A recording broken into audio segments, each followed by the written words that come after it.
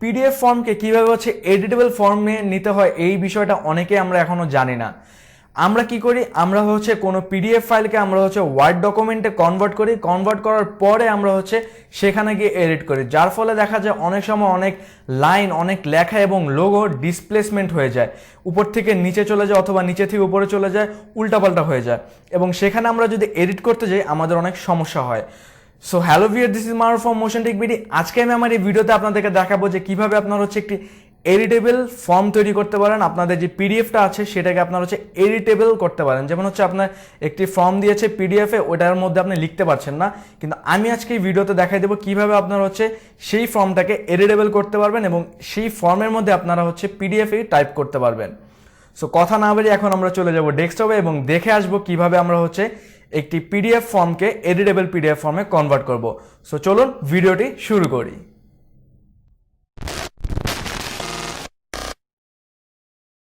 ডেস্কটপে আসার পর আপনারা যে কোনো ওয়েব ব্রাউজার ওপেন করে নিতে পারেন। আমি হচ্ছে আমার ক্রোম ব্রাউজারটা ওপেন করে নিচ্ছি, আপনারা যে কোনো ওয়েব ব্রাউজার ওপেন করে নেবেন। তারপর সার্চে গিয়ে লিখবেন পিডিএফ স্কেপ লিখে যদি আপনারা সার্চ করেন আপনাদের এরকম লিঙ্ক চলে আসবে। এখান থেকে আপনার প্রথমটাই সিলেক্ট করবেন। আমি আপনাদের জন্য এই লিঙ্কটা হচ্ছে ডেসক্রিপশন বক্সে দিয়ে দেবো, আপনারা চাইলে সেখান থেকেও এখানে ক্লিক করে চলে আসতে পারেন ডিরেক্টলি। সো এখান থেকে আপনারা হচ্ছে এখানে অ্যাকাউন্ট খুলতে পারেন বা হচ্ছে সাইন আপ করতে পারেন।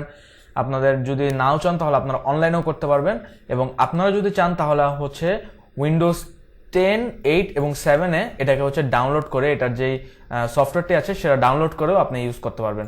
সো আমি এখন দেখাবো অনলাইনে কিভাবে আপনারা করবেন। কোনো ডাউনলোডের কোনো দরকার নেই, আপনারা জাস্ট ব্রাউজার দিয়ে অনলাইনে কাজটি করতে পারবেন একদম সিম্পলি।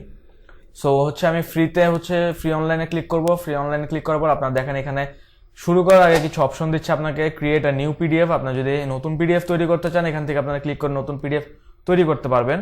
তারপরটি হচ্ছে আপলোড পিডিএফ, এখানে আমাদের আপলোড করতে হবে এখন। তারপরটি হচ্ছে লোড পিডিএফ ফ্রম ইন্টারনেট, আপনাদের যদি কোনো ইন্টারনেটে যদি কোনো পিডিএফ থেকে থাকে বা কোনো ড্রাইভে যদি থাকে সেখান থেকে আপনারা লিঙ্কটা এখানে নিয়ে আসতে পারেন। এবং এখানে হচ্ছে লোড পিডিএফ, আপনাদের যদি আগে কোনো পিডিএফ লোড করা থাকে বা সেভ করা থাকে সেগুলো নিতে পারবেন এখান থেকে। এবং PDF file must be less than 10 MB, 10 MBর নিচে হতে হবে এবং 100 পেজের উপরে যাওয়া যাবে না, এর নিচে থাকতে হবে, যত কম হবে তত ভালো। সো এখন আমরা হচ্ছে আমাদের পিডিএফ ফাইলটা আপলোড করে নিচ্ছি। আপলোড পিডিএফ এ আমরা ক্লিক করলে এখান থেকে চুজ ফাইল বলবে। সো চুজ ফাইল, আমরা এখান থেকে ফাইল চুজ করে দেবো অথবা ড্র্যাগ অ্যান্ড ড্রপ করে আমরা করতে পারবো। কিছুক্ষণ সময় নেবে, এরপর সময় নেওয়ার পর আমাদের পিডিএফটা ওপেন হয়ে যাবে। দেখেন লোডিং হচ্ছে, আমাদের পেজটি লোড হওয়ার পরেই আমরা কাজগুলো শুরু করতে পারবো। সো আমার পেজটি লোড হয়ে গিয়েছে। এখন আমরা যদি সাইডে দেখেন অনেকগুলো অপশন আছে এখানে। আমরা যদি প্রথম অপশনটি দেখেন মোডে দিলে দেখতে পারবেন এখানে text, white out, image, free hand, link, form fill up, তারপর হচ্ছে লাইন, আরও অনেক অপশন আছে, অ্যানোট আছে এখানে, তারপর হচ্ছে পেজ আছে। এগুলো আপনারা সব দেখে নেবেন। সব দেখাতে গেলে ভিডিওটা অনেক বড় হয়ে যাবে, তাই আমি সবগুলো এখন দেখাচ্ছি না, জাস্ট কিছু আইডিয়া দিচ্ছি। এবং মেন যেটা দেখাবো সেটা হচ্ছে আমি ফর্ম ফিল্ড, আপনারা হচ্ছে ফিল আর কি এটাকে এডিটেবল কিভাবে করবেন সেটাই দেখাবো। আমি হচ্ছে জাস্ট আপনাদেরকে আগে একটু দেখাই যে আমি যদি এই ফর্মটা যদি নর্মালি ওপেন করি, আমি সাপোজ আমি হচ্ছে ক্রোম দিয়ে ফাইলটাকে ওপেন করছি, ক্রোম দিয়ে দেখেন আপনাকে এটা এডিট করা যাচ্ছে না, এটাকে আমরা টিক দিলে কিচ্ছু হচ্ছে না, কোনো এডিটে কোনো কাজই হচ্ছে না এটাতে। সো প্রথমে আমরা হচ্ছে আবার চলে যাই এখানে আসার পর আপনারা দেখতে পারবেন যে এখন আমরা কি করবো। আপনারা ধরেন সাপোজ ইমেজ কখন লাগবে, আপনাদের ধরেন ইমেজ আপনাদের এখানে কোনো ছবি অ্যাড করতে হবে বা আপনার হচ্ছে পিডিএফে আপনার ছবি অ্যাড করে দিতে হবে, তখন আপনি এখান থেকে ইমেজ নিয়ে ড্র্যাগ অ্যান্ড ড্রপ করে আপনার ছবিতে বসিয়ে দিতে পারেন। এবং বাকি যেগুলো আছে আপনারা সেগুলো বাসায় দেখে নেবেন। আর আমি এখন আপনাদের দেখাবো যেটা হচ্ছে ফর্ম ফিল্ড। সো ফর্ম ফিল্ডে যদি আমি ক্লিক করি এখানে দেখতে পারবেন যে টেক্সট টাইপ, আমার টাইপ আগে সিলেক্ট করতে হবে টেক্সট, তারপর হচ্ছে টেক্সট প্যারাগ্রাফ, চেক বক্সগুলো আমরা কখন ইউজ করবো আমি বলছি। প্রথমে আমি হচ্ছে টেক্সটগুলো নিয়ে নিচ্ছি, টেক্সট সিলেক্ট করে আমি সিলেক্ট দিয়ে দিচ্ছি। এখন দেখেন টেক্সট কোথায় কোথায় অ্যাড করতে হবে। আপনাদের ফর্মের যেখানে টেক্সট অ্যাড করতে হবে সেখানে জাস্ট ক্লিক করে এরকম করে টান দিলেই আপনার এই বক্স অনুযায়ী টান দিয়ে বা হচ্ছে আপনার যে ফিল আপটা করবেন সেই অনুযায়ী টান দিয়ে ছেড়ে দিলে আপনারা এটা হচ্ছে এডিটেবল হয়ে গেছে। আপনারা যদি হচ্ছে লাইন কখনো ডিসপ্লে হয়ে যায় তখন আপনারা এটাকে হচ্ছে এরকম রিসাইজ করতে পারবেন, আপনারা কি রিসাইজ করে বা সুন্দর করে বক্সের উপরে বসিয়ে দিতে পারবেন। এখন এই বক্সের উপরে লিখতে পারবেন। আর আপনারা যদি এটাকে এডিটেবল না করে ডিরেক্টলি লিখতে চান তখন আপনি এখান থেকে টেক্সট নিয়ে ডিরেক্টলি এখানে লিখতে পারবেন।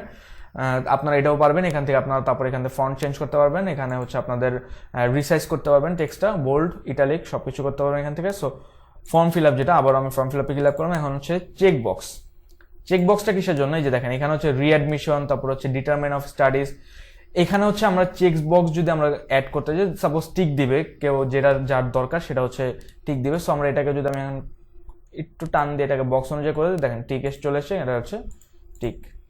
এরপর হচ্ছে আরেকটি চেক বক্স, এগুলো আমরা হচ্ছে ফিল আপ করে দেবো এরকম টান দিয়ে, জাস্ট হচ্ছে আপনার বক্সের মধ্যে বক্সের শেপে যেটা আছে সেটাকে হচ্ছে আপনি করে দিবেন। সেটা করার পরে দেখেন এটা হচ্ছে একটু যদি আঁকা বাঁকা হয়ে যায় তখন আপনি এটাকে রিসাইজ করে নেবেন। রিসাইজ করার পর আমি এগুলো হচ্ছে টিকগুলো উঠিয়ে দিচ্ছি। আপনাদেরকে বোঝানোর জন্য আমি এটাকে হচ্ছে ব্ল্যাঙ্ক রাখছি, এটা আমি কিছু করি নাই। সো দেখেন নেম, আপনার নেমের জায়গায় আমি করেছি। তারপর স্টুডেন্ট আইডি তো সেম, আপনি হচ্ছে এরকম ড্র্যাগ অ্যান্ড ড্রপ করে দেবেন। সাপোজ আপনার যে অন্য কোথাও, সরি এটা তো হচ্ছে আমার টিক বক্স। সো আমার আবার এখানে ফর্মে ক্লিক করে আমার টেক্সট সিলেক্ট করতে হবে অথবা প্যারাগ্রাফ সিলেক্ট করে তারপর আমরা যদি এখানে টান দিয়ে দিই তাহলে দেখতে পারবেন এখানে হচ্ছে আমরা এখন টাইপ করতে পারবো। সো আপনারা চাইলে এখানে জাস্ট ক্লিক করলে আপনাদের একটা বক্স চলে আসবে। এটাকে আপনারা হচ্ছে এরকম জাস্ট প্যারাগ্রাফ প্রোগ্রামের উপর বসিয়ে এরকম প্রোগ্রামের উপর বসিয়ে এটাকে ধরে এরকম আমরা সাইজ করে দিলাম, সাইজ করে বক্সের উপর দিলাম। তারপর এখানে হচ্ছে টেলিফোন নাম্বার অ্যাড করতে চাইলে আমি জাস্ট ক্লিক করে দেবো। তারপর হচ্ছে এইভাবে বেটার হচ্ছে আপনি হচ্ছে প্রথমে ক্লিক করে এইভাবে টানাটাই বেটার। এইভাবে আমি এতটুকু হচ্ছে আমি করলাম, পুরো ফর্ম আমি এখন করছি না সময়ের জন্য। তারপর আপনি এখানে হচ্ছে ডেটের জন্য আপনি একটি বক্স দিতে পারেন। সেইগুলা আমি দেখেন এই রোটা করলাম না, বাট এটা করেছি। সো এখন আমি হচ্ছে কি করব, আমি এটাকে সেভ অ্যান্ড ডাউনলোড পিডিএফে দিয়ে দেবো।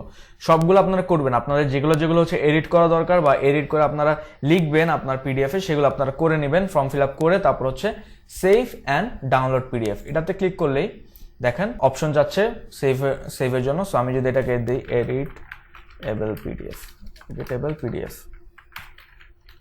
দিয়ে সেভ করলে দেখেন এটা সেভ হয়ে গেছে। এখন যদি আমরা ওপেন করি এটাকে, দেখেন এটাকে যদি আমি ক্রোম দিয়ে ওপেন করি, এখন ক্রোম দিয়ে ওপেন করলে দেখেন এখানে হচ্ছে একটি লেখার মতো চলে আসে। এই যে দেখেন এখানে যদি আমি টিক দিই তাহলে টিক হয়ে যাচ্ছে, এটা তো টিক দিতে পারবো, এটা তো টিক দিতে পারবো, আর টিক আনটিক করে দিতে পারবো।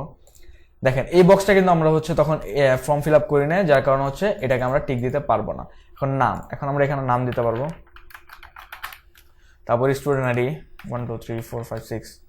এখন এই লেখাটা যদি আমরা সেভ করতে চাই তাহলে কি করতে হবে, আমাদের হচ্ছে কন্ট্রোল পি দিতে হবে। কন্ট্রোল পি দিলে দেখেন পিডিএফ এর যে লেখাগুলো আছে, জুম করে দেখাচ্ছি, দেখেন এগুলো হচ্ছে সেভ হয়ে গেছে। এখন আমরা এই এই যে সেভ অ্যাজ পিডিএফ দিয়ে তারপর হচ্ছে সেভ দিয়ে দেবো।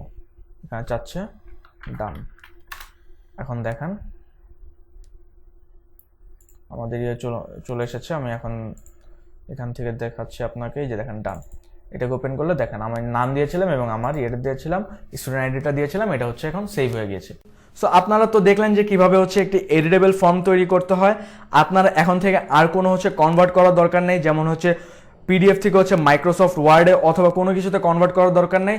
যেভাবে আমি ভিডিওতে দেখিয়েছি সেভাবে আপনারা করুন এবং আশা করি আপনারাও পারবেন। সো ভিডিওটি যদি আপনাদের ভালো লেগে থাকে তাহলে অবশ্যই ভিডিওতে লাইক দিয়ে দেবেন এবং চ্যানেলটি সাবস্ক্রাইব করে রাখবেন পরবর্তী সব লেটেস্ট নতুন ভিডিও আগে পাওয়ার জন্য। সো আজকে এই পর্যন্তই। আপনাদের যদি কোনো সমস্যা থাকে তাহলে অবশ্যই কমেন্ট সেকশনে জানাবেন এবং ভিডিওটি কেমন লাগলো তাও আপনারা কমেন্ট সেকশনে জানাতে পারেন। সো সবাই ভালো থাকবেন, সুস্থ থাকবেন, দেখা হবে অন্য কোনো ভিডিওতে। Till then bye by.